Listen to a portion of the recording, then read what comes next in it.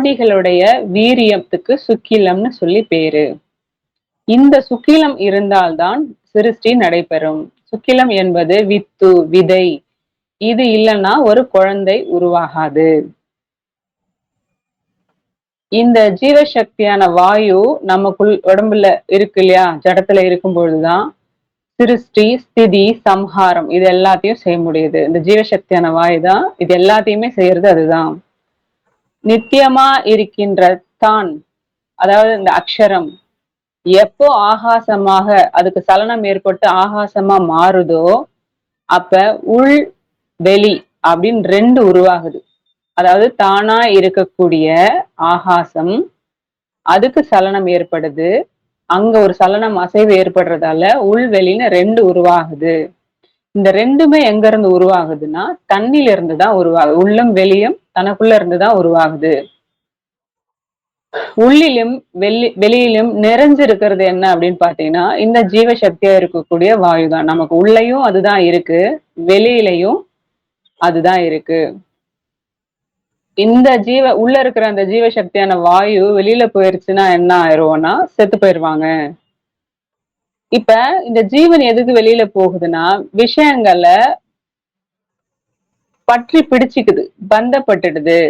அப்படி பந்தப்பட்டு ஜீவசக்தியா இருக்கின்ற வாயு வெளியிலே போய் அழிஞ்சு போகிறது. பந்தப்படுறதால, வெளியில போறதால எல்லா காரியங்களிலும் எல்லா விஷயங்களிலும் அது ஈடுபடுது. ஒவ்வொரு விஷயத்திலையும் ஈடுபடும் பொழுது நம்மளுடைய ஜீவன் கொஞ்சம் கொஞ்சமா நசித்து போகிறது.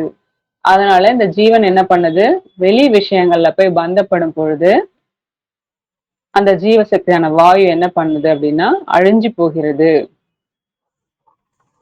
அதே மாதிரி அந்த ஜீவசக்தியான வாயுவை பல விஷயங்களிலும் பந்தப்படாம வெளியில போய் அழிய விடாம நமக்குள்ளவே மேலும் கீழும் நடத்தி உள்ளுக்குள்ள இருக்க அந்த ஈஸ்வரனோட போய் சேர்ப்பதுதான் மோட்சம். இதுதான் ஈஸ்வர சேவை அப்படின்னு சொல்லி சாமி சொல்றாரு. அடுத்தது உபதேசம் அப்படின்னா என்ன? உபதேசம்னா உபன்னா சமீபம், தேசம்னா ஸ்தானம், சமீப ஸ்தானம். யாருக்கு சமீப ஸ்தானம் அப்படின்னா ஜீவன். ஜீவன் எங்க போகணும்? அந்த பிரம்மரந்திரத்தை நோக்கி போகணும், அதோட ஈஸ்வரன் கிட்ட போகணும். சோ அதனால ஜீவன் பிரம்மரந்தத்தை நெருங்கி அது கிட்ட போகணும். தூரம் போனா நமக்கு அந்த மோட்சம் கிடைக்காது இல்லையா? அப்ப பிரம்மரந்திரத்து கிட்ட ஜீவன் போகணும், சமீபஸ்தானமா போகணும். சோ அதனாலதான் அது உபதேசம் அப்படின்னு சொல்றாங்க.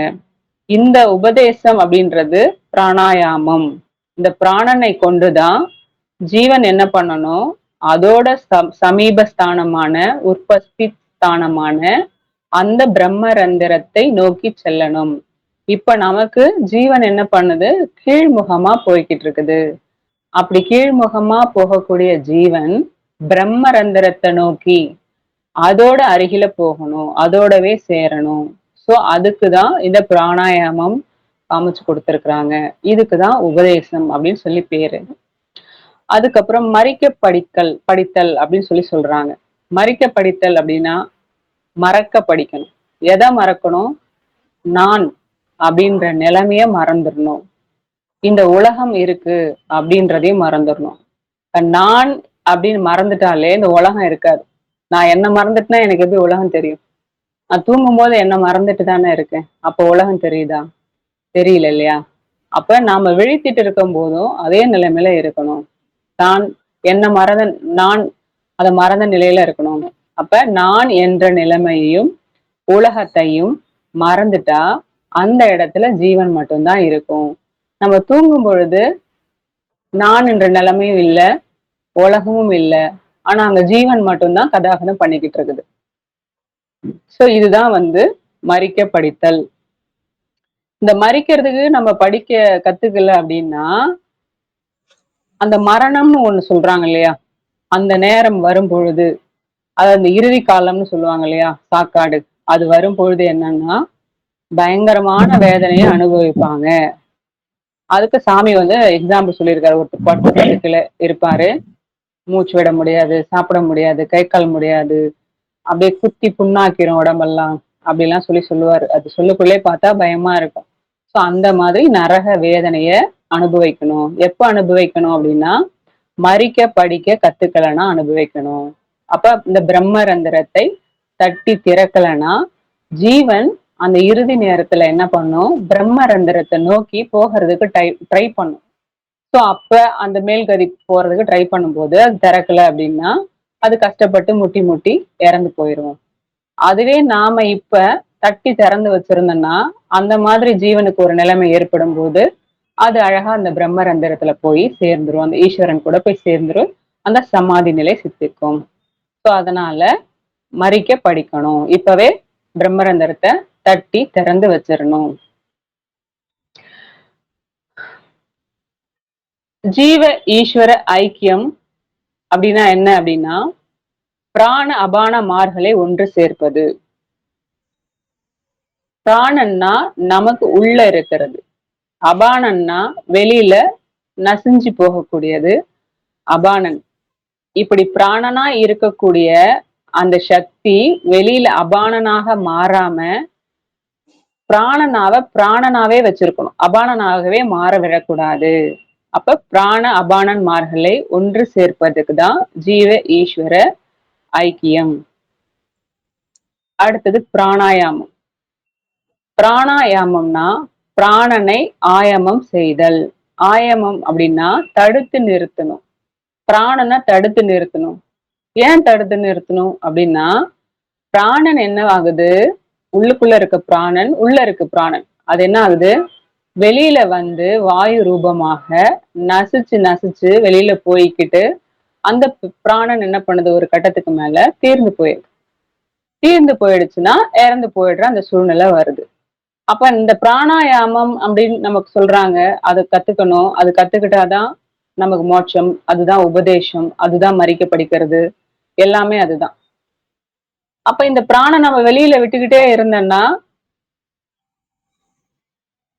செத்து போயிடுவாங்க. அப்ப இந்த பிராணனை உள்ளுக்குள்ளவே ஆயாமம் செய்யணும், தடுத்து நிறுத்தணும். அதாவது அது அபானனாக மாறி வெளியிலே வர விடக்கூடாது. உள்ளுக்குள்ளே மேலும் கீழும் நடத்தி அந்த பிரம்மரந்திரத்தை போய் தட்டி திறக்கணும். சோ அந்த பிரம்மரந்திரத்தோட போய் சேரணும். இதுக்குதான் பிராணாயாமம். பிராணனை வெளியில போகாம தடுத்து நிறுத்துறதுக்கு பேருதான் பிராணாயாமம். சரி, இப்ப இது வெளின்றது எந்த இடம்? இப்ப பிராணன் உள்ளுக்குள்ள இருக்கு. இப்ப வெளினா குதத்தை தாண்டி வெளியில வந்துருச்சுன்னா அது அபானனா மாறிடும். சோ அப்ப அந்த குதத்தை தாண்டி பிராணன் வெளியிலே வரவிடாம பாத்துக்கணும். அப்போ அந்த மேல் கதி கிடைக்க செய்யணும், சமீரணன் கதி கிடைக்க செய்யணும். சோ இதுக்குதான் பிராணாயாமம். இந்த பிராணாயாமம் பண்ணும்போதுதான் அந்த ஜீவன் பிரம்மரந்திரத்தில் மேலும் கீழும் நடந்து அந்த பிரம்மரந்திரத்தை தட்டி திறந்து அந்த ஜீவனை அந்த பிரம்மரந்திரத்திலே கொண்டு போய் சேர்க்கிறதுக்கு பேர் தான் பிராணாயாமம். ஜீவசக்தி எங்க இருந்து உற்பத்தி ஆகுதுன்னா புருவ மத்தியத்துலதான் உற்பத்தி ஆகுது. அங்கதான் அக்னி நேத்திரம் இருக்கு அப்படின்னு சொல்லி பார்த்திருந்தோம் இல்லையா? அந்த அக்னி நேத்திரத்துல அந்த அக்னி நேத்திரம் தான் யாக குண்டம்னு சொல்றாங்க. அதாவது இந்த பிரம்மா யஜ்யம் வளர்ப்பாரு இல்லையா, அந்த யாக குண்டம். அதுல என்ன போடுறாரு அப்படின்னா விசாராதிகளான புகைய போடுறாரு, எண்ணங்களை போட்டு புகைய வச்சுக்கிட்டு இந்த உலகம் இங்க இருக்கிறது எல்லாம் உண்மை அப்படின்னு சொல்லி அந்த புகையா இருக்கின்ற மாயையில நாம இப்ப இருக்கிறோம். அதனால நமக்கு இங்க எதுவுமே தெரியல. அப்ப அந்த யாக குண்டத்துல அந்த புகை புகைஞ்சிட்டு இருக்குது இல்லையா, அந்த அதுல போட்டிருக்கிற பொருட்களை என்ன பண்ணணும், எரியணும். எரிஞ்சா புகை நீங்கிரும். அப்ப அந்த இடத்துல பிரகாசிக்கும். அங்க பிரகாசிக்கும் பொழுது நமக்கு அந்த ராகத்வேஷங்கள், துர்விசாரங்கள், கெட்ட எண்ணங்கள், துர்விருத்திகள் எல்லாமே அந்த அக்னி குண்டலத்துல எரிஞ்சிரும். எரிஞ்சு அதுக்கப்புறம் நமக்கு பிரகாசம் ஏற்படும். பிரகாசம் ஏற்படும் பொழுது சர்வ ஞானமும் நமக்கு உண்டாகும் அப்படின்னு சொல்லியிருக்காரு. ஈஸ்வர சேவை அப்படின்றது ஈஸ்வரனை வெளியில விடாம உள்ளுக்குள்ளே மேலும் கீழும் நடத்தி பிரம்மரந்திரத்துல ஜீவனோட அந்த ஈஸ்வரனோட அந்த ஜீவனை போய் சேர்க்கறது தான் ஈஸ்வர சேவை அப்படின்னு சொல்லி இந்த டாபிக் முடிஞ்சிருச்சு. ஸோ நாளைக்கு பார்ப்போம். ஆத்ம நமஸ்காரம்.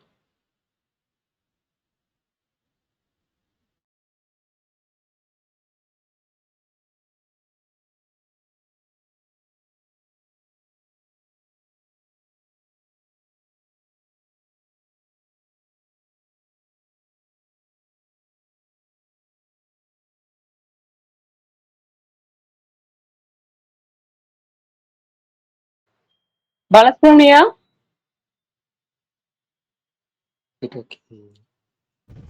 வருவோம்.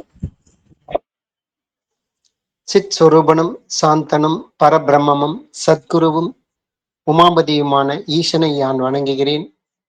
பரமகுரு சிவானந்தரை வணங்குவதுடன் வணக்கத்துக்கு உரிய மற்ற மகான்களையும் நாளும் வணங்குகிறேன். நம்மை ஆளுவதற்கு கூறியவன் யார்? அந்த ஆளுவதற்கு உரியவனை நாம் விரயம் செய்யாமல் அது நமக்குள்ளேயே அது நிலை நிறுத்திக் கொள்ள வேண்டும். ஈஸ்வரன் என்றால் ஆளுவதற்கு வல்லமை உடையவன். அவரவரை ஆளுவதில் யார் வல்லமை உடையவனாக இருக்கிறாரோ அது அவரவர்களுடைய ஜீவன்தான். அந்த ஜீவன்தான் ஈஸ்வரன் என்று சொல்றது. அந்த ஜீவனுடைய அந்த சக்தியான அந்த வாயு வெளியில உள்ள வியாபித்து கொண்டிருக்கிறது. அந்த ஜீவசக்தியான வாயுத்தான் அது சரீரம் என்று பெயர். அந்த ஜீவனுடைய அந்த சலனத்தின் போது சப்தம் என்பது உருவாகி, சலனம் இருக்கும் இடத்தில் சப்தம் கண்டிப்பாக இருக்கும். அந்த சப்த ரூபமான சலனத்திற்கு தேகம் என்று பெயர். அந்த சலனம் எங்கிருந்து நமக்குள் அது இயங்குகிறது என்றால் அது புருவ மத்தியத்தை ஆதாரமாக அடிப்படையாக கொண்டுத்தான். அதில் சுழுமுனை என்ற அந்த புருவ மத்தியில அக்னி நேத்திரன் ஒண்ணு இருக்கு. அந்த அக்னி நேத்திரல தான், அந்த புருவ மத்தியத்துலதான் எல்லா நாடிகளும் நமக்கு ஒன்று சேருகின்ற அந்த இடம். அந்த இடத்துலதான் சுக்கிலம் என்று ஒன்று இருக்கிறது. அந்த நாடிகளுடைய அந்த வீரியத்துக்குத்தான் சுக்கிலன் அந்த இடத்துல பெயருது. அந்த சுக்கிலத்தால தான் சர்வ சிருஷ்டிகளும் படைத்தல், காத்தல், அழித்தல், சிருஷ்டி சிதி சம்ஹாரம் இதன் மூலமாகத்தான் செய்யப்படுகிறது. சிருஷ்டி என்பது ஏதோ குழந்தை பேரை மட்டும் நீங்க நினைக்க வேண்டாம். உலகத்தினுடைய அனைத்து படைப்புகளும் நம்மில் மனமாகிய இந்த உலகத்தினுடைய அனைத்து பல்வேறு வகையான விசாராதிகளான படைப்புகளும் அதிலிருந்துதான் சிருஷ்டியாகின்றது. எப்போ நமக்குள் நித்தியமாக அக்ஷரமாக தானாயிருக்கின்ற அந்த வஸ்துவானது எப்ப அது ஆகாசமாக மாறுகிறதோ அப்பதான் அது உள்ளும் அது வெளியும் உண்டாகின்றன. அப்பதான் நான் எனும் அகங்காரம். எப்போ ஒரு பொருள் அதனுடைய உண்மை தன்மையிலிருந்து பிரிகிறதோ அப்பதான் அந்த இடத்துல உள்ள வெளியில இந்த நான் நீ என்ற இந்த இரண்டு தன்மைகள் உருவாகி தானாயிருக்கின்ற அந்த வஸ்து அக்ஷரம் என்ற ஒரு நிலை எப்ப அது ஆகாசமாக அது மாறுகிறதோ, ஒரு வெளியாக, ஒரு வெட்ட வெளியாக அது நமக்குள் ஆகாசமாக அது மாறுகிறதோ அப்போது தான் நான் நீ என்ற அந்த பேதம் என்று நமக்குள்ள அது உருவாகுது. அது எங்கிருந்து பாத்தீங்கன்னா அவரவருக்குள்ள தான் அது உற்பத்தி ஆகுது. ஏன்னா அந்த ஜீவசக்தியான வாயுவானது அது உள்ள வெளியில இந்த விதத்துல அது பிரவேசிக்கின்றதால அந்த இடத்துல அது உள்ள இருந்தா அது நானாகவும் அதுல வெளியில போந்தா அது நீ என்ற அந்த பேதம் அந்த இரண்டாக ஆகிறது. எல்லாமே ஒன்றிலிருந்து தான் உண்டாச்சு. அந்த ஒன்றினுடைய படைப்புத்தான். ஆனால் அது எப்போ அது உள்ள வெளியில போகுதோ அப்ப நான் நீ என்ற ஒரு அகங்காரம் என்று அந்த இடத்துல அது உருவாகுது. அப்ப அந்த இடத்துல அகங்காரம் ஒன்று உருவானாலே அது இயல்பாகவே அந்த ஜீவன் தன்னுடைய அதன் உண்மையான தான் என்ற அந்த தன்மையை இழந்து அதோகதியாகி அது சுத்தமா அந்த ஜீவனே இல்லாமல் போகக்கூடிய அந்த நிலைமைக்கு அது தள்ளப்படுகிறது. அதாலதான் நம்ம அந்த இடத்துல நம்ம செத்து போகிறோம். அது எதால நடக்குது? வெளியில இருக்கிறது தான் உண்மை. அதுதான் நமக்கு தேவை. தன்னிலிருந்து அது உற்பத்தியான அந்த நான் நீ என்ற அந்த பேதம், அது தானே அது மறந்து விடுகிறது. அதால நான் நீ என்ற பேதம் வருகிறது. அப்ப அந்த அறியாமையின் காரணமாகத்தான் வெளியில் இருக்கக்கூடிய அந்த வஸ்துக்களைத்தான், அதில் தான் ஒரு அட்ராக்ஷன், ஒரு பந்தம். அப்ப அதுல பந்தம் ஏற்படுறதால தன்னுடைய அந்த உண்மையான அந்த சக்தியை நாம் இழந்து விடுகிறோம். அந்த சுக்கிலத்தை நாம் இழந்து விடுகின்றோம். அது பந்தத்தின் காரணமாகத்தான். ஏன்னா அதுதான் நித்தியம் நம்ம நம்புறோம். நித்தியம் இல்லாத வஸ்துக்களைத்தான். அதுதான் அந்த இடத்துல பந்தம் என்பது. எப்போ அந்த பந்தத்திலிருந்து நாம் விடுபட்டால் மட்டுமே இந்த ஜீவனுக்கு மேல்கதி என்பது இயல்பாவே அது கிடைக்கும். அப்ப அந்த வாயுவை வெளியே விடாமல் அதை மேலும் கீழே நடத்தி அந்த சக்திய அந்த வாயுவை எண்ணமாக அது மாறவிடாமல் வாயுவாகவே அது நிலைநிறுத்த வேண்டும். அது மேலும் கீழும் அது நடத்தி அதை உற்பத்தியான இடத்திலேயே கொண்டு போய் சேர்க்கும் போதுதான் அதுதான் உண்மையான மோட்சம் என்கின்ற நிலை, தானாய் தன்மயமாவது என்கின்ற நிலை. அதுதான் உண்மையான ஈஸ்வர சேவை. அதை தாண்டி ஈஸ்வர சேவை என்பது வேறு எதுவும் கிடையாது. இப்ப உலகத்தில் நடைமுறையில் இருக்கக்கூடிய மாயையான உலகத்தில் அதெல்லாம் ஈஸ்வர சேவை என்பது கிடையாது. காரணம், அது ஜீவனை அதோகதியாக்கி அது ஜீவனை நஷ்டப்படுத்தக்கூடியது. மக்கள் அறியாமையில் மனிதன் என்று அபிமானித்துக் கொண்டிருக்கின்றவர்கள் ஈஸ்வர சேவையினுடைய தன்மை, உண்மைத்தன்மையை தன்மைக்கு விபரீதமாகத்தான் அதை புரிந்து வைத்திருக்கிறார்கள்.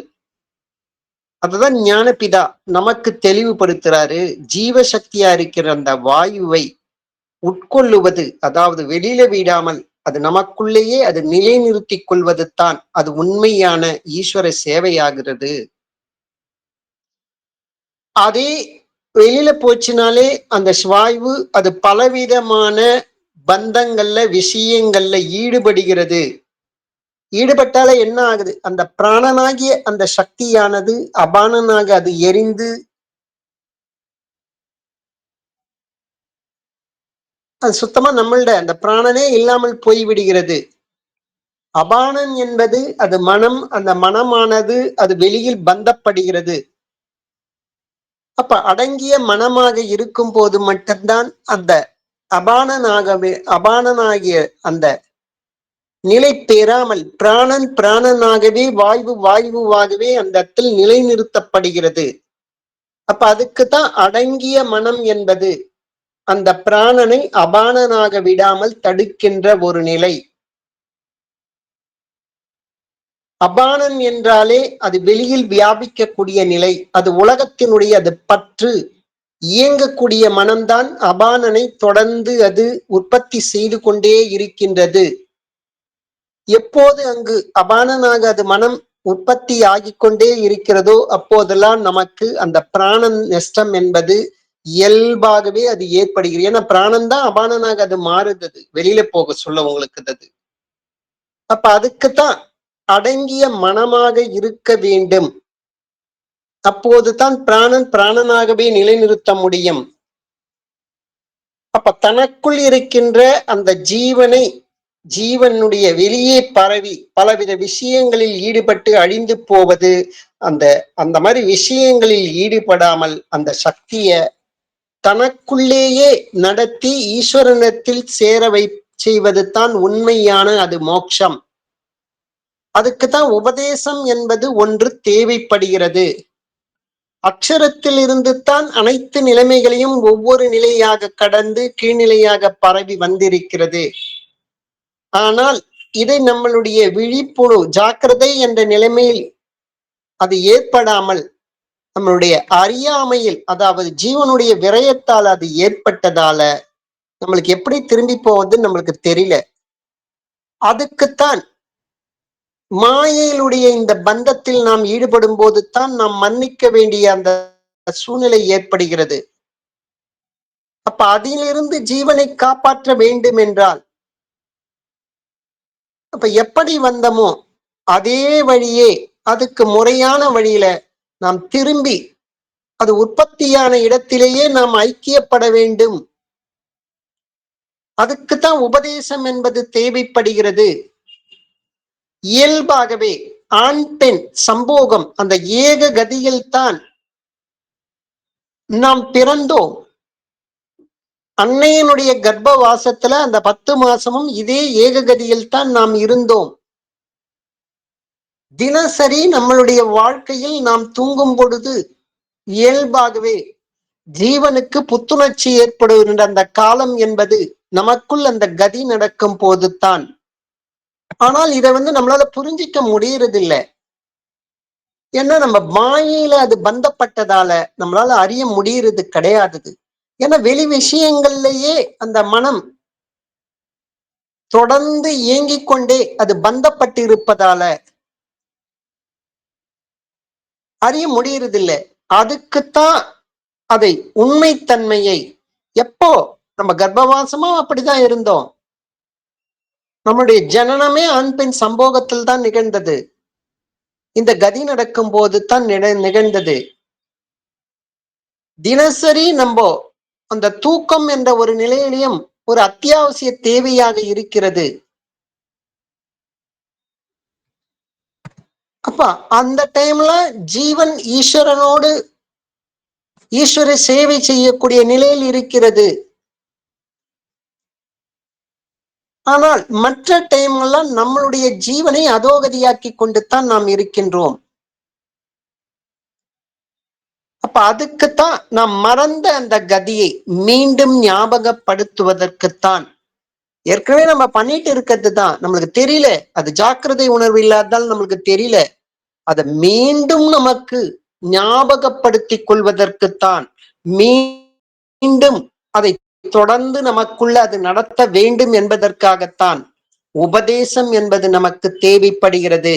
நம்மை ஆளுவதற்குரிய அந்த சக்தி அது எங்கிருந்து நம்மை ஆளுகின்றதோ அதே இடத்திற்கு நம்மளுடைய அந்த சக்தியை நாம் முழுமையாக கொண்டு சென்று நிலை நிறுத்த வேண்டும். அதற்குத்தான் தேவைப்படுகிறது. அதுக்குத்தான் இந்த உபதேசம் என்பது சேவைப்படுகிறது. அதாவது ஜீவனுடைய சொந்த இடத்துக்கு நெருங்கி போவதற்கான மார்க்கம். அப்ப ஜீவனுடைய சொந்த இடம் எது? அவரவருடைய பிரம்மந்தரம். அது தனக்குள் சிரசில் இருக்கின்ற ஒரு பொருள் எது? அது உள்ளில் உள்ள பொருள்வதோடு சேர்வதற்கான மார்க்கம்தான். அதுக்குத்தான் உபதேசம் என்பது தேவைப்படுகிறது. நம்ம உடல் முழுவதும் அந்த ஜீவ சக்தியான அந்த வாயுனுடைய அந்த சைதன்யம், அந்த உணர்வு நிலை என்பது கால் கட்டை விரல் நுனியிலிருந்து மூத்திர துவாரம் நுனியிலிருந்து தலை உச்சி வரை முழுவதுமாக அது சீராக அது பரவி இருக்கிறது. அப்படி அந்த பரவி இருக்கின்ற அந்த சக்தியை அதனுடைய உற்பத்தி ஸ்தானத்திற்கே நாம் மீண்டும் கொண்டு போய் அதை அசையாமல் அதை நிலைநிறுத்துவதற்குத்தான் நமக்கு அந்த உபதேசம் என்பது தேவைப்படுகிறது. அப்போ நாம் உடல் முழுவதும் உள்ளிருக்கும் அந்த மார்க்கத்தை நாம் சரி செய்ய வேண்டும். அதாவது உள்ளிருக்கும் அந்த வழி, அந்த பிராணனுடைய மார்க்கம், அதை நாம் சரி செய்ய வேண்டும். அப்ப அதுக்குத்தான் இந்த உபதேசம் என்பது நமக்கு தேவைப்படுகிறது. அப்ப அதுக்குத்தான் அந்த சரி செய்யும் நிலையைத்தான், அதுதான் பிராணாயாமம். அததான் நம்ம சொல்றது. பொதுவாக நாம் பிறந்தால் இறப்போம் என்று ஒரு முடிவு செய்து விட்டோம். இது நம்மளுடைய அறியாமைத்தான். எப்போ இந்த கதியை நாம் முறையாக அதற்கான வழிமுறையோடு, கிரமங்களுக்கு உட்பட்ட வாழ்க்கையோடு, சித்த வேதத்தினுடைய அந்த புரிதலோடு தொடர்ந்து நம்மளுடைய ஜீவனை காப்பாற்ற வேண்டும், நம்மளுடைய ஜீவன் மேல உண்மையான ஒரு சிநேகம் வேண்டும் என்ற தீவிரத்தோடு, தீரதை ஷமா என்ற அந்த பொறுமை, துணிவு என்ற ஒரு வைராகியத்தோடு நம்மளுடைய செயல்கள் அமைந்தால் நாம் ஜீவனை காப்பாற்றிக் கொள்ளலாம். அதால் நம்ம செத்து போக மாட்டோம். அப்ப அதுக்கான நம்ம நடைமுறை வாழ்க்கையில பழக்கப்படுத்த வேண்டும். மரிப்பதற்கு படித்தால், பழகினால் நரக வேதனையை, மரண வேதனையை அனுபவிப்பதற்கும் செத்து போவதற்கும் இடமில்லை. மரிக்க என்றால் என்னன்னு பார்த்தீங்கன்னா, மறக்க என்றதுக்கு தான் பொருள்படும்.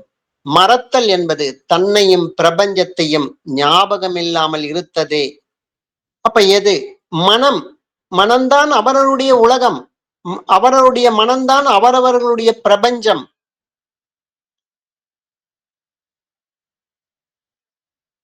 அப்ப அந்த மனதை அது எண்ணமாக மாறுவதால் தான் அந்த பிரபஞ்சம் என்ற ஒரு நிலை நமக்குள் அது உருவாகிறது. அப்ப அதை நாம் அறிய வேண்டும் என்றாலே ஜீவனுடைய சக்தியை விரயம் செய்தால்தான் நாம் அறிய முடியும். மனதினுடைய இயக்கம் என்பது ஜீவ சக்தியினுடைய அது விரயம். அப்ப இயங்குகின்ற மனம் அதுதான் நம்மளுடைய பிரபஞ்சம். அந்த மனம்தான் நான் எனும் அகங்காரத்தால்தான் அவரவருடைய மனமானது அவரவருடைய உலகத்தை அது உற்பத்தி செய்கிறது. அப்ப அதை நாம் மறக்க படிக்க வேண்டும். அப்ப அந்த மனமானது மறக்க வேண்டும் என்றால், நான் எனும் அகங்காரத்தை நாம் மறிக்க வேண்டும் என்றால், அந்த மனம் எங்கிருந்து அது உற்பத்தியாச்சோ அதே இடத்தில் மீண்டும் போய் கொண்டு சேர்ப்பது தான். அது ஜீவனிலிருந்து அது உற்பத்தியாச்சது. அந்த ஜீவனை தனக்குள் ஒடுக்கி அந்த விதம் சாஸ்வதமாய், அதாவது நிரந்தரமாக ஐக்கியப்படுத்தினால் செத்து போக மாட்டோம். இதுவே மறிக்க படிப்பது, பழகுவது. இதுக்கு தான் சொல்றது. அப்ப ஜீவ ஈஸ்வர ஐக்கியம் என்றால் ஜீவன் ஈஸ்வரனிடத்தில் ஐக்கியமாகுதல்.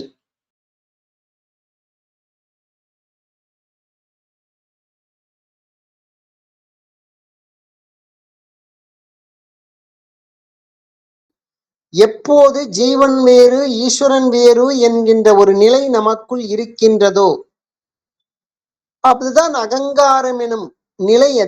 அதுக்குதான் சித்த வேதம் 17வது அத்தியாயத்துல அகங்காரத்துடைய கோலை எடுக்க வேண்டும். ஓடுகின்ற ஒரு நதியில ஒரு கோலினுடைய ஒரு முனைமையை எடுத்து அந்த தண்ணியில நம்ம டச் பண்ணோம்னா அந்த நீரோட்டம் என்பது இரண்டாக பிரிவது போல நமக்குள்ள தோற்றமளிக்கும்.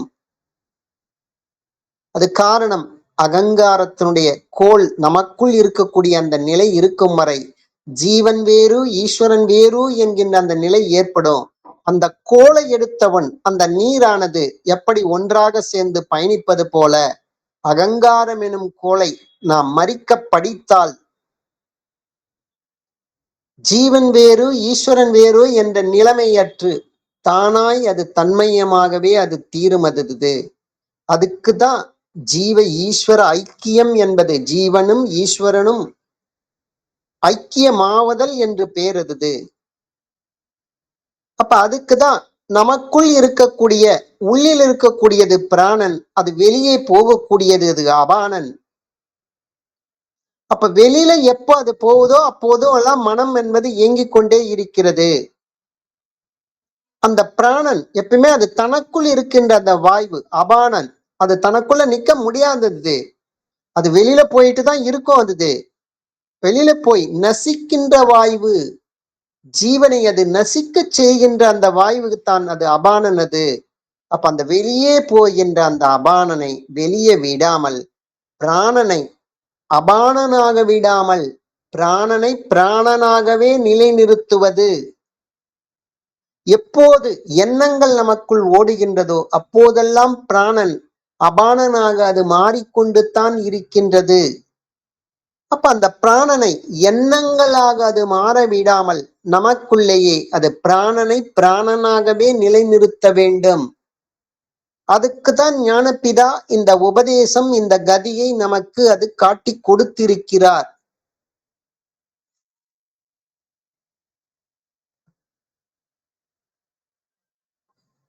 அப்ப பிராணனுடன் சேர்ந்து தன்னில் லயித்து தானாய் தன்மயமாகி தீருவதே அதுதான் ஜீவ ஐக்கியம் என்பது.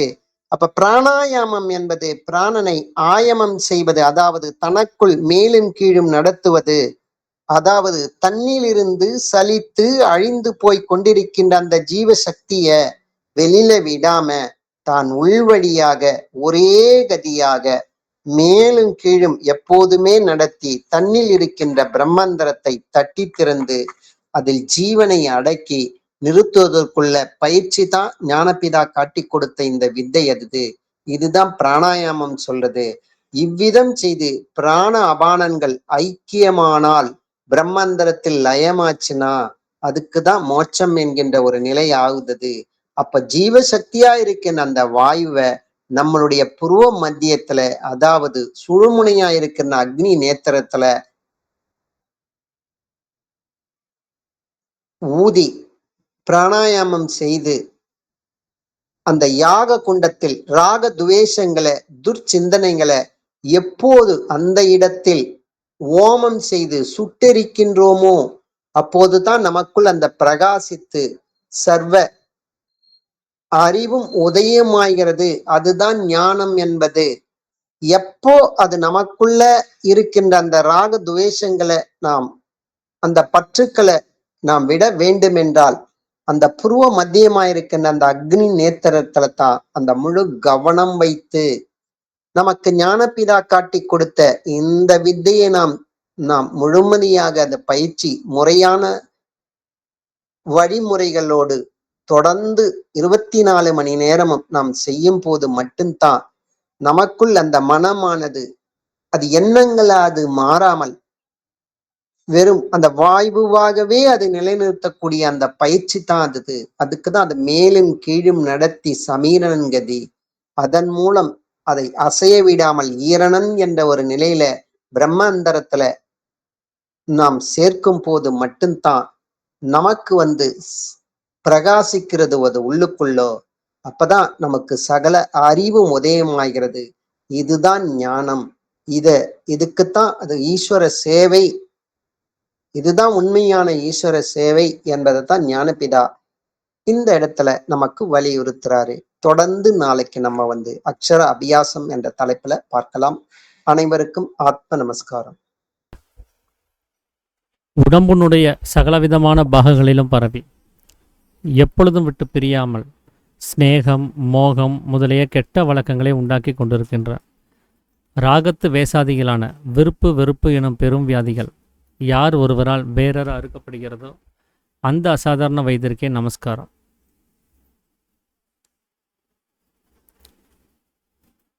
நாம் இன்னைக்கு பார்க்கறது ஈஸ்வர சேவை அப்படின்னா என்ன அப்படிங்கிறது தான். பொதுவாக நாம் இந்த மார்க்கத்துக்கு வர்றதுக்கு முன்னாடி வரைக்குமே ஈஸ்வரனை சேவிக்கிறது அப்படின்னு சொன்னால் வணங்கிறது, ஆராதிக்கிறது, பிரார்த்தனை செய்கிறது இப்படிங்கிற ஒரு எண்ணத்தில் தான் நமக்கு சொல்லப்பட்டிருக்கும். ஆனால் உண்மையாகவே வழிபாடு அப்படின்னு சொன்னாலே வழி அப்படின்னா அது ஒரு அது போகக்கூடிய ஒரு பாதை அப்படின்னு வருது. அதை ஏதோ ஒரு விஷயத்தை பின்பற்ற தான் சொல்கிறாங்க. ஒரு பிரார்த்தனையோ ஒரு வேண்டுதலையோ அவங்க அதை அங்கே செய்ய சொல்லலை. வழிபடுறது அப்படின்னு சொன்னாலே அதை எதையோ ஒன்று ஃபாலோ பண்ண சொல்கிறாங்க. இதுக்கு இந்த மார்க்கம் எதை சொல்லி தந்துருக்குதோ, எந்த பாதையை கை காமிச்சிருக்குதோ அதன்படி நாம் பின்தொடரணும் அப்படிங்கிறது அதனுடைய அர்த்தமாகவே வருது. அப்படி பார்த்தா ஈஸ்வரனை வழிபடுறது அப்படின்னா ஈஸ்வரனை அடையிறதுக்கான ஒரு பாதை இருக்குது. அந்த பாதையை நம்ம பின்பற்றணும். அப்போ ஈஸ்வரன் எங்கே இருக்கிறாரு அப்படின்னா முதல்ல ஈஸ்வரனை யாருன்னு தெரிஞ்சுக்கணும். நாம் சின்ன வயசில் தெரிஞ்சுக்கிட்டபடி ஒரு பிம்பங்கள்லேயோ இல்லை ஒரு வரைபடங்கள்லேயோ அவர் இருக்கிறதா நம்மளால் நம்ப முடியறதில்லை. அப்போ உண்மையாகவே ஈஸ்வரனாக வேதங்களில் அனுபவஸ்தர்களால் என்னவாக சொல்லப்பட்டிருக்குது அப்படின்னு பார்த்தா ஈஸ் அப்படின்னா ஆளுறது, வரன் அப்படின்னா வல்லமையுடையவன், ஆளுவதற்கு வல்லமையுடையவன். பல நம்மளை யார் ஆண்டுட்டு இருக்கிறாங்க? யார் இல்லைன்னா நம்மளால் இயங்க முடியாது. நாம் செய்யக்கூடிய எல்லா செயல்களுக்கும் ஆதாரமாக இருக்கிறது யார் அப்படிங்கிறத நாம் கவனிக்கணும். அது அவனவனில் இருக்கக்கூடிய ஜீவன் தான். அது ஜீவன் இல்லை அப்படின்னு சொன்னால் நம்மளால் எதையுமே அறிய முடியாது. நம்மளுடைய எல்லா செயல்களுக்கும் ஆதாரமாக இருக்கிறது ஜீவன் தான். அப்போ அந்த ஜீவன் தான் அங்கே ஈஸ்வரனாக வேதங்களில் சொல்லப்பட்டிருக்குது. அதனால தான் தெள்ளத் தெளிந்தோருக்கு சீவன் சிவலிங்கம் அப்படின்னு திருமூலர் சொல்லியிருப்பார். அப்போ அந்த ஜீவன் அப்படிங்கிறது வெளியில் இருக்குதா உள்ளே இருக்குதா அப்படின்னு பார்த்தா அவனவனுக்குள்ளார தான் இருக்குது. அப்போ அந்த ஜீவனை அறிவதற்கான ஒரு பாதை, அந்த ஜீவனை அடைவதற்கான ஒரு பாதை அப்படின்னா அதுவும் உள்ளுக்குள்ளார தான் இருக்க முடியும். இப்போ இது நாள் வரைக்கும் நம்ம ஈஸ்வர வழிபாடுன்னு சொல்லிட்டு நாம் எந்த ஒரு செயலும் உள்முகமாக செஞ்சது கிடையாது. எல்லாமே வெளிமுகமாகவே தான் நம்ம செஞ்சுருக்கிறோம். அப்போ ஜீவனை உள்ளுக்குள்ளார வச்சுக்கிட்டு ஈஸ்வரன் உள்ளுக்குள்ளார இருக்கிறாருங்கிறத நம்ம தெரிஞ்சுக்காம வெளியில் ஏதாவது செயல்களை செஞ்சிட்ருக்குறோம் அப்படின்னு சொன்னால் அவர் அடைய முடியறது கிடையாது. அதனால் அந்த ஜீவன் அப்படிங்கிறது வெளியில் சலனப்பட்டு போகக்கூடிய நிலமையில் இருக்குது. அப்படி அது போகும்போது தான் அதுக்கு சரீரம்னு பேர். கொஞ்சம் கொஞ்சமாக தீர்ந்து போய், கொஞ்சம் கொஞ்சமாக சலித்து போய், கொஞ்சம் கொஞ்சமாக குறைந்து போய், கடைசியில் அது ஒன்றுமே இல்லாமல் நிலைமைக்கு போகணும். இப்போ நாம் இந்த உடம்பை சரீரம்னு சொல்கிறோம் அப்படின்னு சொன்னால் இதை முழுவதுமாக நசி செய்ய முடியறது கிடையாது. புதைச்சா எலும்பு கூடாது மிஞ்சும், எரிச்சா சாம்பலாவது மிஞ்சும். இதை முழுவதும் இல்லாமல் செய்கிறதுக்கு முடியறதில்ல. ஆனால் ஜீவன் அப்படிங்கிறது செத்த போது அது முழுவதும் இல்லாமல் போகுது. அது எந்த வகையாக சலனப்பட்டு போகுது அப்படின்னா வாயு ரூபமாக சலனப்பட்டு போகுது. அப்போ ஜீவசக்தியான வாயு தான் தேகம் சரீரம் அப்படின்னு சொல்கிறதுக்கு தகுந்ததாக இருக்குது. அப்படிப்பட்ட அந்த ஜீவனுடைய சலனத்தன்மை எங்கிருந்து தொடங்குது அப்படின்னா அவனவனில் இருக்கக்கூடிய அக்னி நேத்திரம்னு சொல்லக்கூடிய புருவ மத்தியத்தில். அந்த புருவ மத்தியத்தில் தான் நம்மளுடைய சுக்கிலமானது அங்கே இருக்குது. அதுதான் எல்லா நாடிகளுக்கும் வீரியத்தை கொடுக்கக்கூடியது. எல்லா நாடிகளும் வந்து சங்கமிக்கக்கூடிய இடமும் அதுவாகவே இருக்குது. அங்கே இருக்கக்கூடிய அந்த சத்தாக இருக்கக்கூடிய சுக்கிலம் தான் ஜீவசக்தியான வாயுவாக புலன்கள் வழியாக சலித்து வெளியில் இருக்கக்கூடிய எல்லா வேலைகளையும் செய்வதற்கு காரணமாகுது. மும்மூர்த்திகளினுடைய தொழில்கள்னு சொல்லக்கூடிய சிருஷ்டி ஸ்திதி சம்ஹாரம் அப்படின்னு சொல்லக்கூடிய அந்த தொழில்கள் செய்கிறதாக இருந்தாலும் கூட அந்த ஜீவனுடைய சலனம் இல்லாமல் இருக்கிறது கிடையாது. அதனால தான் சாமி இதை முதல் அத்தியாயத்திலேயே ஈஸ்வரனுடைய 2 நிலைமைகளை பற்றி பேசும்போது களங்கம் இல்லாத தன்மையில் எந்த ஒரு தொழிலும் கிடையாது, என குணங்களும் கிடையாது. இந்த குணங்களும் தொழில்களும் எங்கே உண்டாகுது அப்படின்னா களங்கமுள்ள தன்மையில் தான் உண்டாகுதுன்னு சொல்கிறார். அங்கே சலனம் ஏற்படும் போது தான் இந்த தொழில்கள் குணங்கள் எல்லாம் உண்டாகிறதுக்கு வாய்ப்பு ஏற்படுது. அப்போ அந்த ஜீவசக்தியான வாயு தான் அந்த சலனத்திற்கு காரணமாக இருக்குது. அந்த சலனத்தினால் ஏற்படக்கூடிய நிலைமையாக இருக்குது. அந்த ஜீவசக்தியான வாயுனுடைய நிலைமையில தான் சிருஷ்டி ஸ்திதி சம்ஹாரம் இதெல்லாமே நடக்குது. சாமி இதை சித்த வேதத்தில் ஒரு உதாரணமாக கூட சொல்லியிருப்பார். ஒரு அக்னி ஒன்று உண்டாக்கணும் அப்படின்னு சொன்னால் அந்த கங்கு மேலே நாம் சருகுகளை போட்டு ஊதுனா அங்கே ஒரு அக்னிங்கிறது உண்டாயிரும். அப்போ அந்த அக்னியிலேருந்து பிரகாசம் ஏற்படும். அப்போ அந்த அக்னிக்கான ஒரு ரூபத்தை கொடுத்தது யார் அப்படின்னா நாம் ஊதுன ஜீவசக்தியான வாயு தான். அந்த அக்னியை கொண்டு போய் ஒரு விளக்கில் கொளுத்தி அந்த விளக்கினுடைய ஒளி நல்ல பிரகாசமாக பிரதிபலிக்கணுங்கிறதுக்காக ஒரு கண்ணாடி குடுவையை வைக்கிறோம் அப்படின்னு சொன்னால் அந்த கண்ணாடி குடுவையில் இருக்கக்கூடிய துவாரங்கள் வழியாக இந்த எரிஞ்சு போன அபானனாக இருக்கக்கூடிய காற்று வெளியில் வர்றதுக்கும் இனிமேல் எரியறதுக்கு பிராணனாக இருக்கக்கூடிய காற்று உள்ளுக்குள்ளே போகிறதுக்கும் அந்த துவாரங்கள்ங்கிறது தேவை. அந்த துவாரங்கள் வழியாக இந்த போக்குவரத்து நடக்கிறதுனால தான் உள்ளே இருக்கக்கூடிய விளக்கு அணையாமல் எரிஞ்சிட்ருக்குது. இல்லைன்னா அது இடையிலேயே அணைஞ்சு போயிடும். எண்ணெய் தீர்ந்து போனாலும் அது அணைஞ்சு தான் போகும். ஆனால் எண்ணெய் இருந்தாலும் கூட அது ஏன் அணையுது அப்படின்னா இந்த போக்குவரத்துங்கிறதுக்கு தடை ஏற்படுறதுனால தான். அப்போ அந்த தொடர்ந்து அந்த விளக்கை எரிய வைக்கிறது யார் அப்படின்னா ஜீவசக்தியான வாயுனுடைய போக்குவரத்து தான். அப்போ அதை ஸ்திதி செய்கிறது, அதை பாதுகாக்கிறது யார் அப்படின்னா ஜீவசக்தியான வாயு தான். அப்போ விஷ்ணுவாக இருக்கிறதும் அவர் தான், பிரம்மாவாக இருக்கிறதும் அவர் தான். இப்போ அதை அணைக்கணும் அப்படின்னா சொன்னால் மறுபடியும் ஊதுனா போதும், அதை அணைஞ்சு போயிடும். அதை அணைக்கிறதுக்கு சம்ஹாரம் செய்யக்கூடிய சிவனாக இருக்கிறதும் அதே ஜீவசக்தியான வாயு தான். அதனால தான் அந்த ஜீவசக்தியான வாயு தான் ஈஸ்வரன்னு சொல்கிறதுக்கு காரணம். இந்த ஜீவசக்தியான வாயுவானது எப்படி உண்டாயிருக்குது அப்படின்னா, களங்கமே இல்லாத நிலைமையில, அது தான்ங்கிற நிலைமையில இருக்கும்போது, அதுக்கு எந்த ஒரு சலனமும் கிடையாது. அதுக்கு ஆதி, அந்தம், பிறப்பு, இறப்பு அப்படி எதுவுமே கிடையாது. எப்போ அதுக்கு வெளி அப்படிங்கிறது ஒன்று உண்டாகுதோ, எப்போ அந்த சலனத்தன்மைங்கிறது ஏற்படுதோ, அப்பதான் அது பிரம்மாவாகவும், விஷ்ணுவாகவும், சிவனாகவும் தன்னுடைய குணங்கள மாத்திக்கிட்டு, அதுக்கு தகுந்தபடி அது வேலை செய்ய ஆரம்பிக்கும். அப்போ அடங்கியிருந்ததும் ஜீவசக்தியான வாயு தான். சலித்து வெளியில வந்ததும் ஜீவசக்தியான வாயு தான். அதனால தான் அது உள்ளிலும் வெளியிலும் நிறைந்த பொருள் அப்படின்னு சொல்றதுக்கு காரணம். அந்த ஜீவசக்தியான வாயு இப்படி சலனப்பட்டு வெளியில வர்றதுக்கும், அது சலனம் இல்லாமல் உள்ளுக்குள்ள அடங்கி இருக்கிறதுக்கும் அங்க என்ன அவசியமா இருக்குது அப்படின்னா, சுக்கிலமா இருக்கக்கூடிய, சத்தா இருக்கக்கூடிய பொருள் அங்க அவசியம். அந்த பொருள் தீர்ந்து போச்சு அப்படின்னு சொன்னா, அங்க வாயுவினுடைய நடமாட்டமானது இருக்கிறது இல்ல. அதனால தான் செத்துப்போன பிணத்தை கவனிச்சு பார்த்தோம்னா, அதுக்கு ஜீவசக்தியான வாயுங்கிறதே இல்ல. அதுக்குள்ளார அந்த போக்குவரத்துங்கிறது உண்டாகிறது கிடையாது. ஏன்னா, அந்த சத்து அங்க இல்லாததுனால, அந்த சத்து தான் வாயுவாக உடம்பு முழுவதும் அது பரவி, உடம்புல இருக்கக்கூடிய எல்லா இயக்கங்களுக்கும், வெளியில இருக்கக்கூடிய எல்லா இயக்கங்களுக்குமே அது காரணமாவே இருக்குது.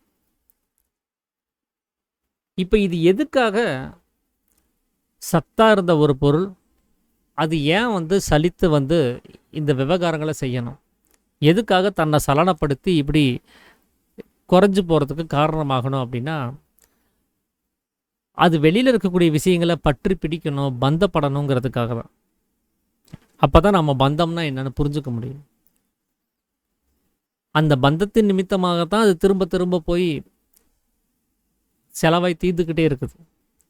ஏன் பந்தப்படணும் அப்படின்னா, நாம் பந்தப்படக்கூடிய எல்லா விஷயத்துலையுமே அந்த ஆனந்தம்ங்கிற ஒரு எதிர்பார்ப்பு இருக்கவே செய்யும்.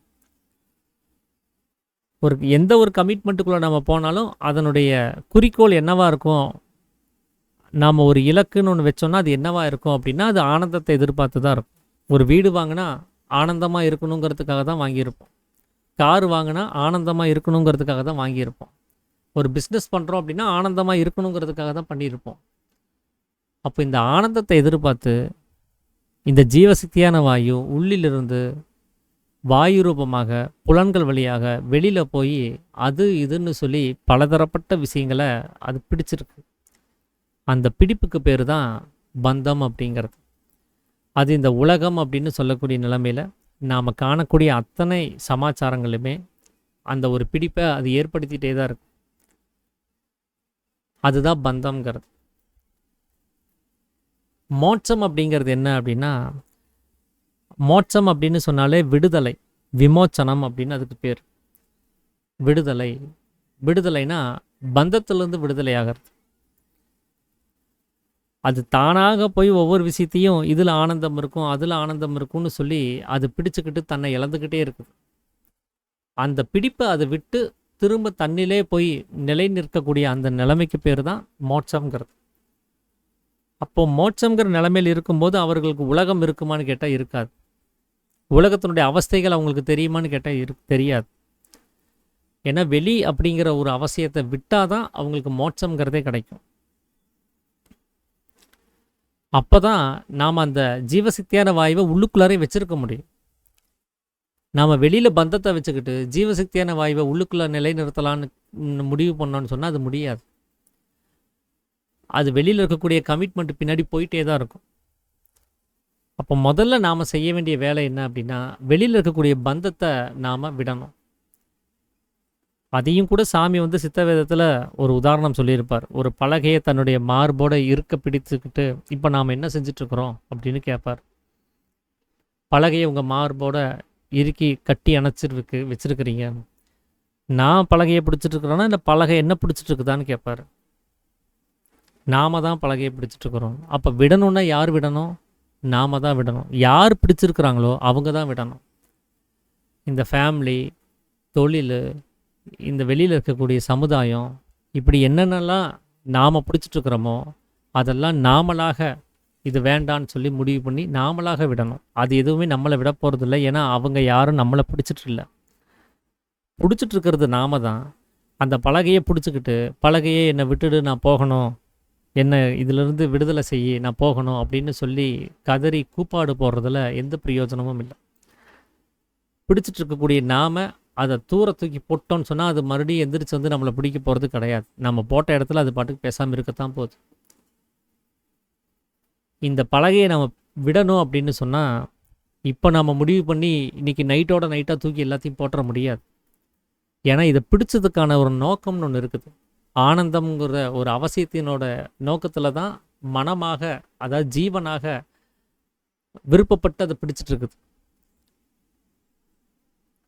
இப்போ விடணும் அப்படின்னு சொன்னால் அந்த ஜீவன் எதிர்பார்க்கக்கூடிய அந்த ஆனந்தமானது ஆல்டர்னேட்டிவாக வேற ஒரு விஷயத்தில் கிடைக்கணும். அப்போ தான் அது இல்லைன்னா இதுன்னு சொல்லி அதை விட முடியும். இல்லைன்னா கிடைக்கிற கொஞ்சம் நெஞ்சமும் இல்லாமல் போயிடும்.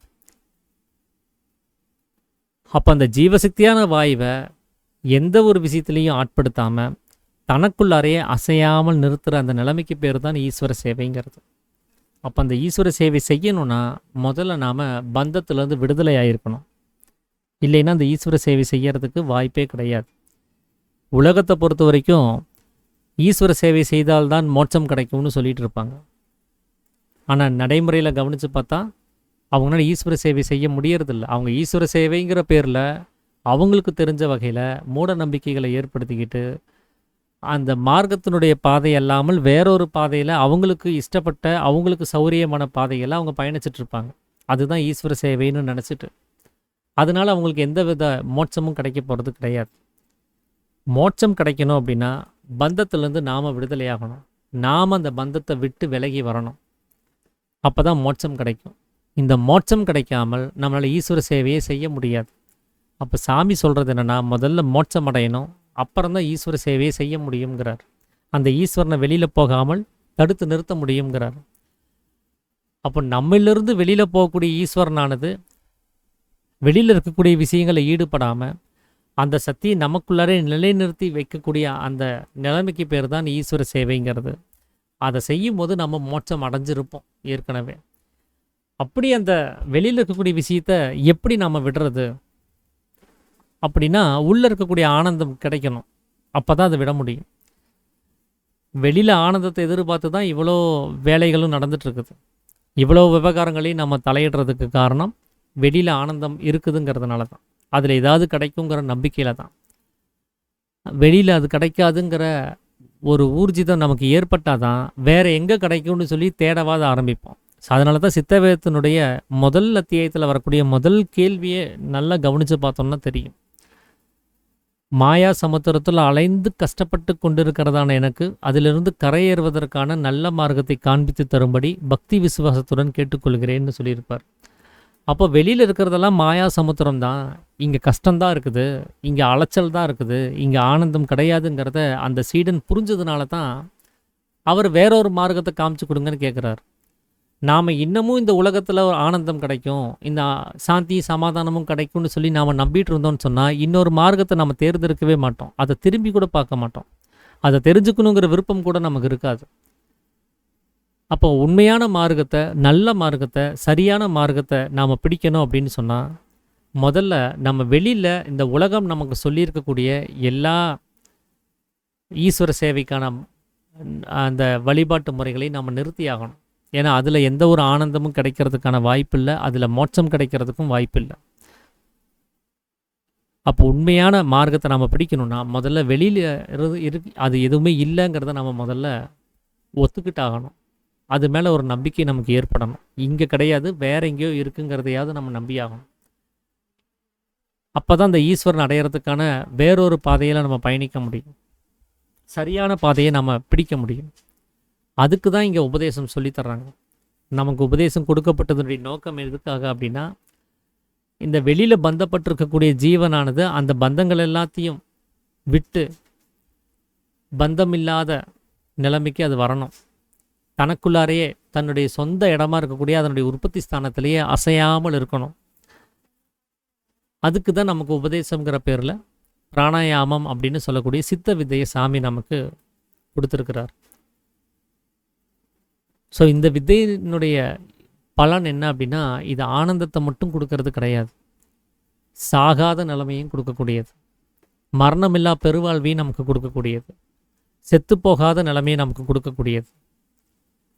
செத்து போகாமல் இருக்க முடியுமா அப்படின்னு உலகத்தில் கேட்டோன்னு சொன்னால் அதை யாரும் ஒத்துக்க மாட்டாங்க.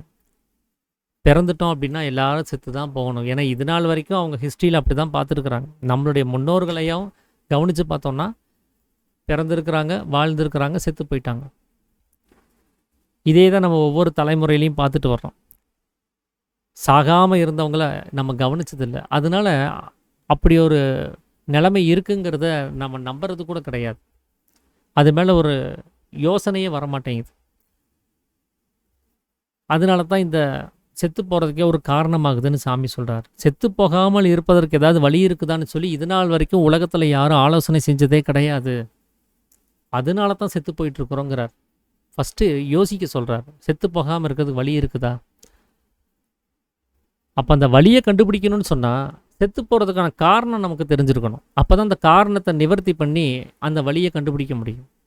நாம் தான் இங்கே ரொம்ப ஆழமாக நம்புகிறோமே, பிறப்புண்டென்றால் இறப்புண்டென்று நாம் நம்பி இருக்கிறோம் அப்படின்னு சாமி சொல்கிறார். அப்போது நம்ம ஸ்ட்ராங்காக அதை நம்பியிருக்கிறோம், செத்து தான் போவோன்ட்டு. அப்போ அந்த நம்பிக்கையை உடைச்சி நாம் அதை முயற்சி பண்ணுறதுங்கிறது சாதாரண விஷயம் கிடையாது. அப்போ இந்த ஆழமான நம்பிக்கையை நம்ம வச்சுருக்கும் போது நம்மளால் கண்டிப்பாக செத்து போகிறதுலேருந்து தவிர்க்க முடியறது கிடையாது. அதுக்கு முதல்ல செத்து போகிறதுனா என்னன்னு நம்ம தெரிஞ்சுக்கணும்.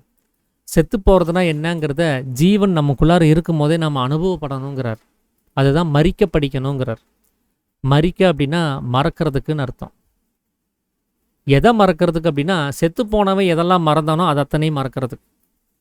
ஒரு செத்து போன பிணம் எதையெல்லாம் மறந்துச்சு? அந்த பிணமானது உலகத்தை மறந்துடுச்சு. உலகத்தில் நடக்கக்கூடிய எந்த சங்கதிகளையும் அதனால் தெரிஞ்சுக்க முடியாது. அந்த செத்துப்போன பிணம் தன்னையே மறந்துடுச்சு, நான்கிற அந்த நிலைமையை மறந்துடுச்சு.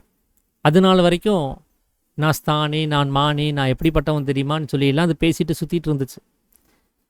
உள்ளே இருக்கக்கூடிய சத்து தீர்ந்து போன உடனே, அது சவமான உடனே இப்போ அது நான்கிற அந்த அகங்காரத்தையும் மறந்துடுச்சு, இந்த உலகத்தையும் மறந்துடுச்சு. தான் வாங்கி வச்சிருக்கக்கூடிய ஆஸ்திகள், பட்டம், புகழ், பேர், சொந்த பந்தங்கள், இப்படி அத்தனை பலகைகளையும் அது மறந்துடுச்சு. அதுக்கப்புறம் மறந்து பிரயோஜனம் இல்லை. கண்ணு கட்டினதுக்கப்புறம் சூரிய நமஸ்காரம் பண்ணி பிரயோஜனம் இல்லைங்கிற மாதிரி எல்லாமே நம்மளை விட்டு போனதுக்கப்புறம் மறந்து பிரயோஜனம் இல்லை. எல்லாமே இருக்கும்போதே நம்ம மறந்து பழகணும். இதெல்லாம் நமக்கு முன்னாடி இருந்தும் கூட நம்ம மறந்துருக்க முடியும் அப்படின்னு சொன்னால் அதுதான் மரிக்க படிக்கிறதுன்னு அர்த்தம். ஜீவன் நமக்குள்ளார இருக்கும் போதே ஒரு செத்துப்போன பிணத்தினுடைய அனுபவம் என்னவோ அதை நாம் நம்ம அனுபவத்துக்குள்ளே கொண்டு வரணும். ஜீவன் உள்ளே இருக்கும்போதே இந்த உலகத்தினுடைய அவஸ்தையிலிருந்து விலகி நாம் இருந்து பழகணும். நான்கிற அகங்காரத்தினுடைய நிலைமையிலிருந்து நம்ம விலகி இருந்து பழகணும். நான் தான் செய்கிறேங்கிற அந்த எண்ணத்திலிருந்து நம்ம விலகி இருக்கணும். அப்போ அந்த அகங்காரமானது இல்லாமல் போகணும் அப்படின்னு சொன்னால் இந்த மனமானது வெளிப்படாமல் இருக்கணும். தூங்கும்போது நம்ம மனசு வெளிப்படலை, உள்ளுக்குள்ளாரையே அடங்கி இருக்குது. அப்போ அகங்காரமே இருக்கிறது இல்லை. நான் தூங்கிட்டு தான் இருக்கிறேன், நான் உயிரோடு தான் இருக்கிறேன், இப்படி எதுவுமே இல்லை. எப்போ இந்த மனசு வெளியில் வருதோ கூடவே அகங்காரமும் உண்டு பண்ணிட்டு நான் அப்படிப்பட்டவன் இப்படிப்பட்டவன் சொல்லிட்டு எதோ பேசிட்டு நான் தான் இதை செய்வேன், நான் இல்லைன்னா யாரும் இதை செய்ய மாட்டாங்க அப்படிங்கிற அளவுக்கெல்லாம் தலகணத்தை ஏற்படுத்திக்கிட்டு நான் ஸ்தானி மானின்னு சொல்லி நம்ம தம்பட்டம் அடிச்சுக்கிட்டே இருக்கிறோம்.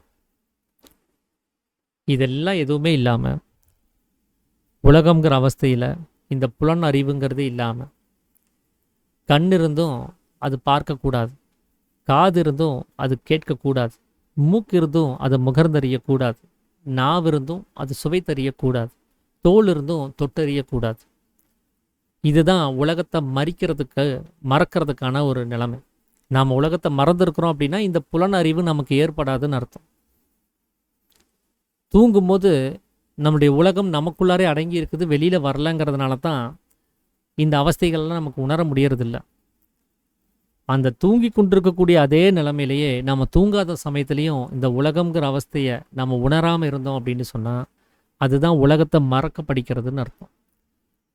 தூங்கும்போது எப்படி அகங்காரத்தை கவனிக்காமல் அகங்காரங்கிறதே இல்லாமல் தூங்குறோமோ அந்த மாதிரி இந்த விழிப்பு நிலைமை அப்படின்னு சொல்லக்கூடிய இந்த உலகத்தை நாம் கவனிக்கக்கூடிய இந்த நிலைமையில கூட அகங்காரத்தினுடைய உற்பவம் இல்லாமல் இருக்க முடியுமா? அதுதான் நான்கிற நிலைமையை மறந்து இருக்கக்கூடிய நிலைமைன்னு அர்த்தம். இந்த 2 வேலையை நம்ம செஞ்சுட்டோம் அப்படின்னு சொன்னால் நாம் மறிக்க படிச்சிட்டோன்னு அர்த்தம். செத்து போகிறதுனா என்னங்கிறத அனுபவப்பட்டுட்டோன்னு அர்த்தம். முதல் முறையாக செத்து போகும்போது தான் நமக்கு அந்த பயம், பதட்டம் எல்லாமே. இதனால் வரைக்கும் உலகத்தை மறந்து நமக்கு பழக்கம் கிடையாது. 4 அகங்காரத்தை விட்டு விலகி நமக்கு பழக்கம் கிடையாது. திடீர்னு ஒரு சூழல் அப்படி வருது, செத்து போக போகிறோம், இந்த 2ஐயும் நம்ம மறக்க போகிறோங்கிறப்போ ஒரு பதட்டம் வருது. ஐயோ நாம் செத்து போக போகிறோம், இனி நம்ம யாரையும் சந்திக்க முடியாது, இனி யாரும் நம்மளுடைய நினைவில் இருக்க மாட்டாங்க, நாம் சேர்த்து வச்ச சொத்தெல்லாம் அவ்வளோதான், நமக்கு பயன்பட போகிறதில்ல, நம்முடைய சொந்த பந்தங்களெல்லாம் இனி நம்மளை சந்திக்க போகிறது கிடையாது அப்படிங்கிற எண்ணம் முதல் முறையாக தோன்றும் போது ஒரு பயம் பீடிக்குது. ஆனால் இது உயிரோடு இருக்கும்போதே நாம் அப்பப்போ இதெல்லாம் மறந்து மறந்து பழகியிருந்தோம்னு சொன்னால் அது பழக்கத்துக்கு வந்தது தானே. ஏற்கனவே மறந்து பல தடவை நம்ம இருந்திருக்கிறோம். அப்படிங்கிற பட்சத்தில் அந்த மரணம்ங்கிற ஒரு விஷயமே நமக்கு ஒரு பெரிய பயத்தை ஏற்படுத்துறது கிடையாது. அதனால தான் சாமி சொல்கிறாரு, இந்த மறிக்க படிக்கிறதுக்கு நீங்கள் பழகிட்டீங்கன்னா நீங்கள் கண்டிப்பாக செத்து போக மாட்டீங்க. ஏன்னா செத்து போகிறதுனா என்னென்னு தெரிஞ்சுக்கிட்டீங்கன்னா அப்புறம் தான் செத்து போகாமல் இருக்கிறதுக்கான வழியை உங்களால் கண்டுபிடிக்க முடியுங்கிறார். அதுக்கு நாம் செய்ய வேண்டிய ஒரே வேலை என்னென்னா, இந்த ஜீவனானது வெளியில் போய் அது இதுன்னு சொல்லி பலதரப்பட்ட விஷயங்களில் பந்தப்பட்டு இருக்குது இல்லையா, அதை பந்தப்படாமல் அது உள்ளுக்குள்ளாரே நிலைநிறுத்தி வச்சாலே இந்த ஜீவனானது புலன்கள் வழியாக வாயு ரூபமாக போகாமல் தடுத்து நிறுத்த முடியும். அப்படின்னா அதுதான் உலகத்தையும் நான்கிற நிலைமையும் மறிக்கிறதுக்கு பழகிறது, மறிக்க பழகிறது, மறக்க பழகிறது அப்படின்னு அர்த்தம். அதைத்தான் ஜீவேஸ்வர ஐக்கியம்னு சொல்கிறது. ஏன்னா இது கண்டினியூட்டியாக நம்ம அப்படி மறந்து மறந்து பழகிட்டோம் அப்படின்னு சொன்னால் எதுவுமே இல்லாத நிலைமையில தான் அந்த ஆனந்தம் இருக்குது. எல்லாமே இருக்கிற இடத்துல அந்த ஆனந்தம் இருக்கிறது கிடையாது. பாருங்கள், உலகத்தில் இல்லாததே கிடையாது, எல்லாமே இருக்குது, ஆனால் ஆனந்தம் இருக்கிறது இல்லை. ஆனால் நாம் ஒரு கருவறையில் நம்ம கர்ப்ப பாத்திரத்தில் நம்ம இருக்கிறோம், ஆனால் அதில் ஆனந்தமாக தான் இருந்தோம். அங்கே ஒன்றுமே இல்லை, அந்த ஒன்றும் இல்லாத இடத்துல தான் ஆனந்தம் இருக்குது. ஸோ அதை நாம் உணர்வு ரீதியாக புரிஞ்சுக்கணும். வெறுமனே நாம் இதை தெரிஞ்சுக்கிறதுனால நமக்கு அது அனுபவம் வர்றது கிடையாது. அதை உணர்வு ரீதியாக அனுபவப்படும் போது எதுவுமே இல்லாத நிலைமையில தான் ஆனந்தம் கிடைக்குங்கிறத புரிஞ்சுக்கிறப்போ நமக்கு எதுவுமே வேண்டாங்கிற நிலைமையை நம்ம ஏற்படுத்திக்குவோம். அப்போ ஜீவனானது வெளியில் இருக்கக்கூடிய விஷயங்களை அது பந்தப்படுறதை நிறுத்திடுச்சுன்னு சொன்னால் அது ஜீவனானது தன்னுடைய சலனத்தையும் நிறுத்த வேண்டியதாக இருக்குது. அப்படி அது சலனப்படாமல் இருக்கக்கூடிய அந்த நிலைமை தான் ஈஸ்வரத்துவம். அப்போ அந்த ஜீவனானது எப்போ தன்னுடைய சலனத்தன்மையை நிறுத்தி அது மீண்டும் தன்னுடைய பழைய நிலைமையாக இருக்கக்கூடிய ஈஸ்வரனுடைய நிலைமைக்கு வருதோ அதுதான் ஜீவேஸ்வர ஐக்கியம்னு பேர். சத்வகுணம் இப்போ குணமில்லாத நிலைமைக்கு போகிறது. இதுக்கு தான் சாமி இந்த பயிற்சியை நமக்கு கொடுத்துருக்கிறார், மறிக்க படிக்கிறதுக்காக, புலன்கள் வழியாக இந்த வாயுவானது வெளியில் போகாமல் தடுத்து நிறுத்துறதுக்காக. இது வெளியில் இருக்கக்கூடிய உலகத்தில் பந்தப்படுறதுக்கு காரணமே இந்த பிராணன் அபானன் அப்படின்னு சொல்லக்கூடிய இந்த முறைகளில் தான். வெளியில் போகுது, உலகத்தை உண்டு பண்ணுது, உலகத்தில் இருக்கக்கூடிய விஷயத்தை தெரிஞ்சுக்குது, திரும்பவும் உள்ளுக்குள்ளார வந்துடுது. இந்த வேலை ரொட்டீனாகிட்டே இருக்குது. பிராணனாக உள்ளுக்குள்ளார வருது, அப்புறம் திரும்ப அபானனாக வெளியில் போகுது, உலகத்தை உண்டு பண்ணிவிட்டு திரும்ப அந்த உலகத்தை உள்ளுக்குள்ளே நிலைநிறுத்துறதுக்கு அது உள்ளுக்குள்ளாரே கொண்டு வந்து சேர்த்திடுது. இப்படி இந்த பிராணனாக அபானனாக மாறி மாறி போகிறதுல தான் இந்த தேய்மானம்ங்கிறது ஏற்படுது. சத்தாக இருக்கக்கூடிய அந்த சுக்கிலமானது தீர்ந்து போகிறதுக்கு ஒரு காரணமாகுது. அப்படி அதை தீராமல் தடுக்கணும் அப்படின்னு சொன்னால் இந்த போக்குவரத்துங்கிறது அது உள்ளுக்குள்ளாரே நிகழணும், அது வெளிமுகமாக நிகழக்கூடாது. அதனால் வெளியில் போகக்கூடிய அபானனை வெளியில் போகாமல் உள்ளுக்குள்ளார இருக்கக்கூடிய பிராணனோடையே வச்சுருந்தோம் அப்படின்னு சொன்னால் அது நீளமாக நேராக குதம்ங்கிற துவாரத்தையும் தாண்டி புருவ மத்தியத்தில் போய் தன்னுடைய உற்பத்தி ஸ்தானமாக இருக்கக்கூடிய பிரம்மரந்திரத்தில் போய் தொடும். அந்த பிரம்மரந்திரம் வரைக்கும் அந்த பிராணனானது போச்சு அப்படின்னு சொன்னால் அதுதான் ஜீவேஸ்வர ஐக்கியத்துக்கான பாதை, அதுதான் உள்முக பாதை. அதுதான் அந்த ரொம்ப ஒரு நுணுக்கமான வாசல் வழியாக உள்ளே பிரவேசிக்கிறது. இடுக்கமான வாசல் வழியாக உட்பிரவேசியுங்கள் அப்படின்னு இயேசு கிறிஸ்து சொல்லியிருப்பார். அந்த இடுக்கமான வாசல் அப்படிங்கிறது அவனவனுக்குள்ளார இருக்கக்கூடிய புருவ மத்தியத்தில் இருக்கக்கூடிய துவாரம். அது கேட்டுக்கு போகிற வழியோ அது விசாலமாக இருக்கிறது, அதில் பயணிக்கிறவர்கள் அநேகர், அவர்கள் ஒருபோதும் நித்திய ஜீவனை காணார் அப்படின்னு சொல்லியிருப்பார் இயேசு கிறிஸ்து. கேடு அப்படின்னா கெட்டதுன்னு அர்த்தம். இந்த கெட்டதுக்கு எரி நரகத்துக்கு போகிற பாதை விசாலமாக இருக்குது, அதுதான் வெளியில் போகக்கூடிய பாதை. இந்த நாசியின் வழியாக இந்த பிராணனானது அபானனாக மாறி அது விசாலமாக உலகம் முழுவதும் பரவி போகக்கூடிய நிலைமை. இதில் தான் அநேகர் பயணிக்கிறாங்க இந்த பாதையில். இதில் போனீங்கன்னா செத்து தான் போவீங்க, நித்திய ஜீவனை அடைய மாட்டீங்க அப்படிங்கிறார். நித்திய ஜீவன் அடையிறதுக்கு இடுக்கண் வாசல் வழியே உட்பிரவேசிக்கணும். 2 கண்களுக்கு மத்தியில் இருக்கக்கூடிய ஒரு துவாரம் இருக்குது. அந்த வாசல் வழியாக உட்பிரவேசிக்கும் பொழுது அதுக்கு போகிறவர் சிலர்கள் தான் அப்படிங்கிறார். சிலர் மட்டும்தான் இடுக்கண் வாசல் வழியாக நுழையிறாங்க. அவர்கள் நித்திய ஜீவனை அடையாமல் போவதில்லை அப்படிங்கிறார். அப்போது நம்மளுடைய உள்முக பயணம் அப்படிங்கிறது அவனவனுக்குள்ளார இருக்கக்கூடிய அக்னி நேத்திரத்தை நோக்கி போகக்கூடிய பயணம். அதில் நம்மளுடைய பிராணன் அங்கே போகணும். நாம் போகணுங்கிறது நம்மளுடைய பிராணனை பற்றி தான் சொல்கிறாங்க. நம்மளுடைய சுவாசமானது அது எங்கிருந்து உற்பத்தியாகி வந்துச்சோ திரும்ப அதே இடத்துக்கு மீண்டும் போய் சேருகிற அந்த நிலைமையை கொண்டு போகணும். அப்போ அவனவனிலிருந்து அபானனாக வெளியில் போய் விசாலமான இந்த வழியாக பிரவேசிக்கக்கூடிய அந்த சக்தியை அப்படி போக விடாமல் உள்ளுக்குள்ளாரையே அந்த பிரம்மரந்திரத்தை நோக்கி இடுக்கண் வாசல் வழியாக உட்பிரவேசிக்க செஞ்சோம் அப்படின்னு சொன்னால், அது பிராணனாக மேலே போச்சுன்னு சொன்னால், அதுதான் ஜீவனை நித்தியமாக அங்கேயே அமரராக அது இருக்க வைக்கிறதுக்கான ஒரு வழி. அதுதான் நமக்கு பிராணாயாமம் சொல்லி கொடுக்கக்கூடிய ஒரு நிலைமையாக இருக்குது. அப்போது வெளியில் போகக்கூடிய ஜீவசக்தியான வாயுவை சாமி என்ன சொல்கிறாரு? வெளியில் போக விடாமல் தன் உள்ளிலேயே மேலும் கீழும் சதா நடத்த வேண்டும். அப்படி இருந்துச்சு அப்படின்னு சொன்னால் நமக்கு தூங்கும் போது இருக்கக்கூடிய அந்த சமீரனுங்கிற கதி தூங்காத சமயத்துலேயும் கிடைக்கும்.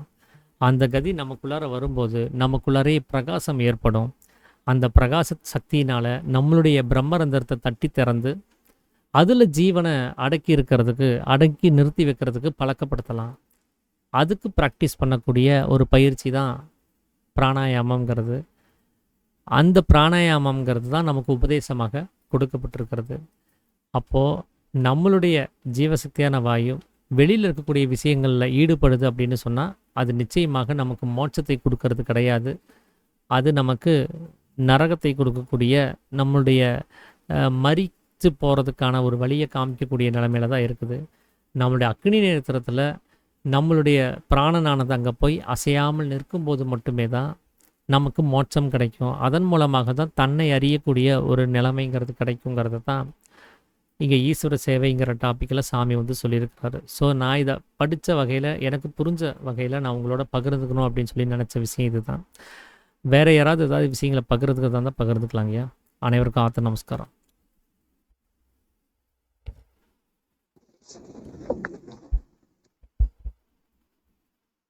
ஆத்ம நமஸ்காரங்க. ஆத்த நமஸ்காரங்க. ஒருத்தர் கண்டமேளம் வாசிக்கிறாரு, இன்னொருத்தர் மெலோடியஸ் சாங்ஸ்ன்னு சொல்லிட்டு புல்லாங்குழல் மாதிரி வாசிக்கிறாரு. ஏன்னா இது ரெண்டும் அவசியம்தான். ஏன்னா மாயா பஜாரில் கிறங்கி அடித்து சுற்றி அடித்து காணா போன குழந்தைகள் மாதிரி நாங்கள் தவிச்சிட்டு இருக்கோம். அப்போ பாலசுப்ரமணிய ஐயாவாக இருக்கட்டும், ரமேஷ் ஐயாவாக இருக்கட்டும், சௌந்தர்யா மேடம் இருக்கட்டும், அவர் ரமேஷ் ஐயா, அது நல்லா சொல்கிறீங்க, ரொம்ப நல்லா இருக்கு. இதில் இந்த கெண்டமேளம், இந்த புல்லாங்குழல் அப்படிங்கிறது பாலசுப்ரமணிய ஐயாவையும் ரமேஷ் ஐயாவையும் நான் புகழ்கிறதுக்காக சொல்லலை, அந்த மாதிரி நான் உணர்றேன். அப்போ இயேசுநாதரை பற்றி நல்லா அந்த இடுக்கண் வழியை பிரவேசிப்பவர்கள், இந்த வாசல் வழியை பிரவேசிப்பவர்கள் தான் நித்திய ஜீவன் அடைய முடியும் அப்படிங்கிற அந்த கருத்தை சொல்லியிருக்கீங்க.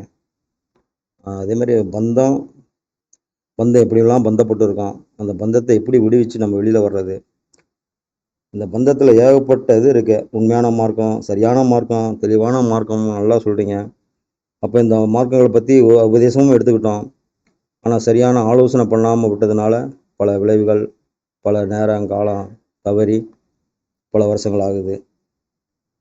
அப்போ செத்து போகாமல் இருக்க என்ன வழி அப்படின்னு ஒரு ஆலோசனை வரும் பொழுது அதில் அப்படியே நம்ம வாழ்க்கை ஃபுல்லாக கவுண்ட் டவுன் மாதிரி 10, 9, 8, 7, 6, 5, 4, 3, 2, 1 லாஸ்ட்டில் 0 ஆகும்பொழுது தான் ராக்கெட்டே லான்ச் ஆகிறதுக்கு வாய்ப்பும் அந்த சரியான இதுவும் வருது.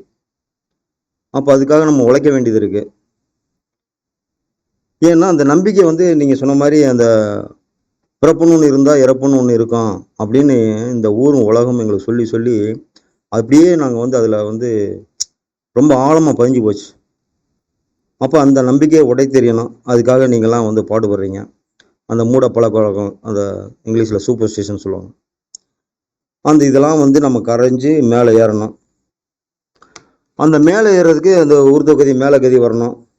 அதுக்கு தான் வந்து காட்டு இருக்கும்போது நீ தூத்திக்கொள்ளு, அப்போ தான் நம்ம வந்து ஒரு சிவனாகி ஒரு சித்தனாக வந்து ஆக முடியும் அப்படிங்கிற ஒரு கருத்தை வந்து சொல்லாமல் சொல்லியிருக்கீங்க.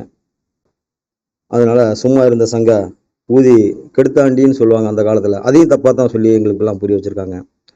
ஆனால் இங்கே ஞானபிதா, நம்முடைய சுவாமி ஞானபிதா வந்து சும்மா இருந்த சங்க ஊதி கொடுத்தாண்டி அப்படின்ட்டு இந்த இடத்துல நம்ம எடுத்துக்கிட்டு இது வரைக்கும் நல்ல ஒரு எங்களுக்கு ஒரு ஞானத்தை வந்து சொல்லிக் கொடுத்ததுக்காக எல்லா சார்பிலையும் ஆத்ம நமஸ்காரம் கூறி எனது கருத்தை இத்துடன் முடித்துக் கொள்கிறேன். நன்றி. ஆத்ம நமஸ்காரம்.